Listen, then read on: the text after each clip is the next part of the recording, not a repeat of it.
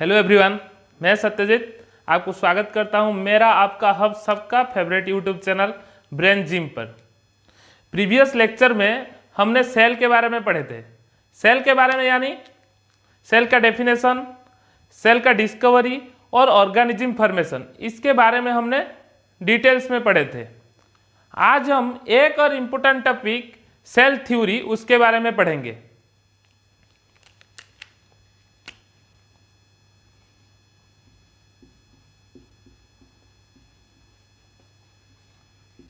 आज हम cell theory के बारे में पढ़ेंगे। तो क्या होता है, इन द ईयर 1838 एक जर्मन बॉटनिस्ट आते हैं, नाम है उनका एमजे स्लेडन।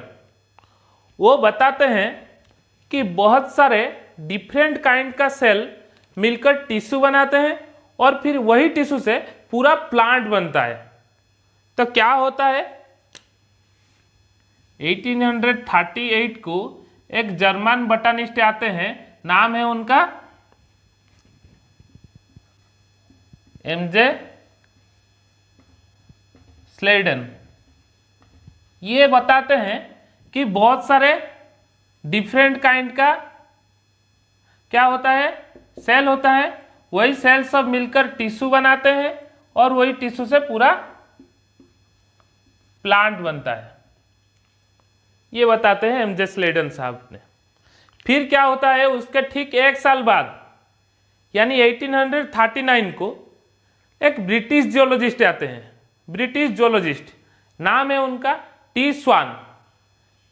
वो प्लांट सेल, एनिमल सेल, दोनों सेल के ऊपर स्टडी करते हैं और वो बताते हैं कि एनिमल सेल का एक थिन आउटर कवरिंग है, एक आउटर लेयर है, और प्लांट सेल का उस आउटर कवरिंग के बावजूद एक और आउटर कवरिंग भी है।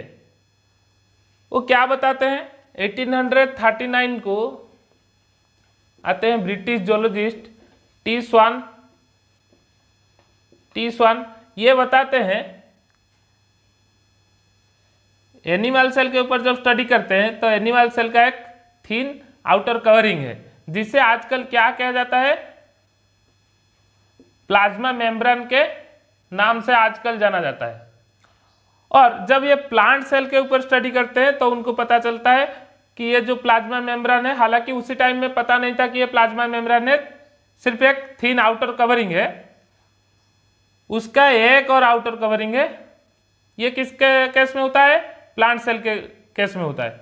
उसे आजकल क्या कहा जाता है, सेल वॉल कहा जाता है। ये बताया टी स्वान साहब ने। तो पहले जो सेल थ्योरी दिया था, कौन कौन दिए थे, एमजे स्लेडन और टी स्वान। उनके हिसाब से सेल थ्योरी में क्या क्या पॉइंट था, all living organisms are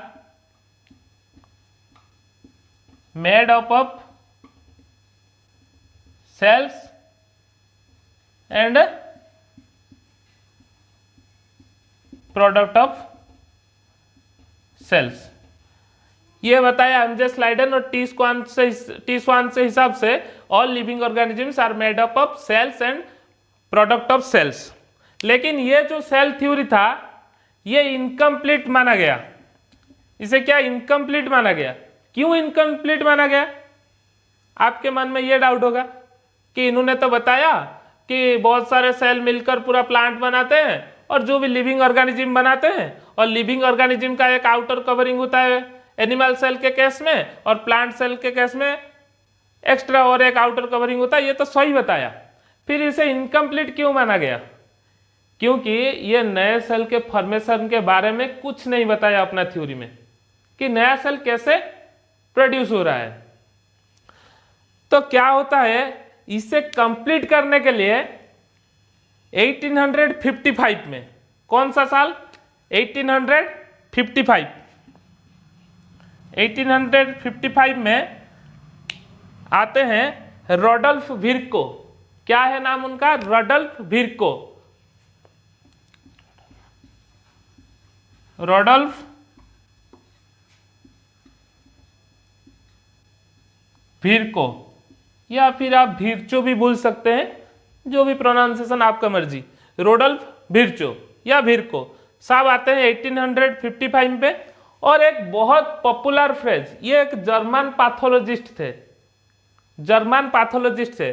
Schleiden साहब जर्मन बॉटनिस्ट थे, टी स्वान साहब ब्रिटिश जोलॉजिस्ट थे, और रोडोल्फ विर्चो साहब एक जर्मन पैथोलॉजिस्ट थे। इन्होंने बताया, एक पॉपुलर फ्रेज लाया,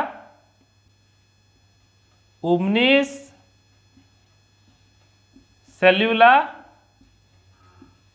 ई सेल्यूला। ये एक बहुत पॉपुलर फ्रेज है, उसका एक मीनिंग है। इसका मीनिंग क्या है? उमनिस सेलुला ई सेलुला का मीनिंग है all the new sales arises from pre-existing cells. All the new cells arises from pre-existing cells.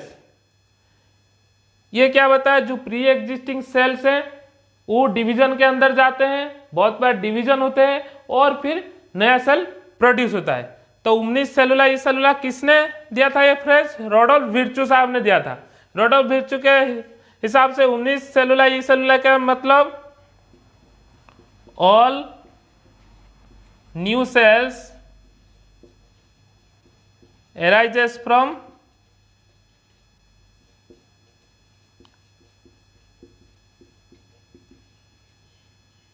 pre-existing cells। ये हो गया।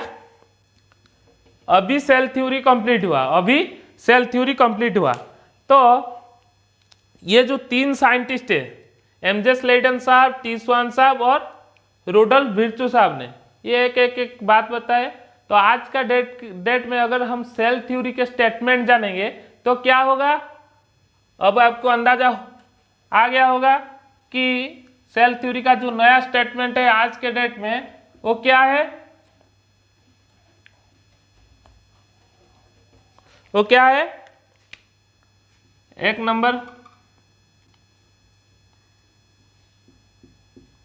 all the living organisms are made up of cells and product of cells। ये बताया था T स्वान और MJ Schleiden दोनों ने मिलकर। और फिर 2 नंबर को क्या आया? रोडोल्फ विर्चो साहब ने जो बताया, ऑल द